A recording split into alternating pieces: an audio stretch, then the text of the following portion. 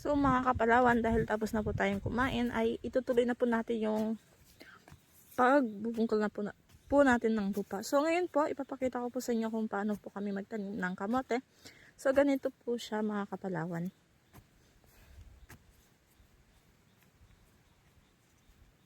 Medyo mahirap po kasi ako lang po yung nagbibideo sa sarili ko. So ganyan po.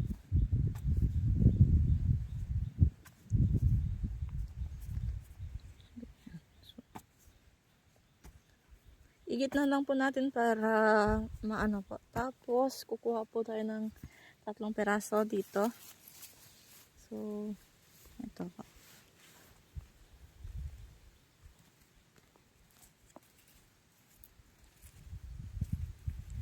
Ipapantay lang po natin yung talbos para pag gumapang po ay sabay-sabay.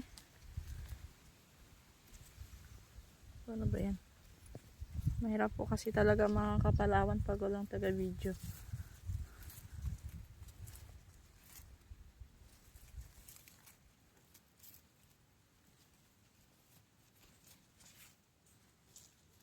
So ganyan po mga kapalawan, pag pantay na po ay kung masyado pong hahaba, i-fold lang po natin, i-circulate po.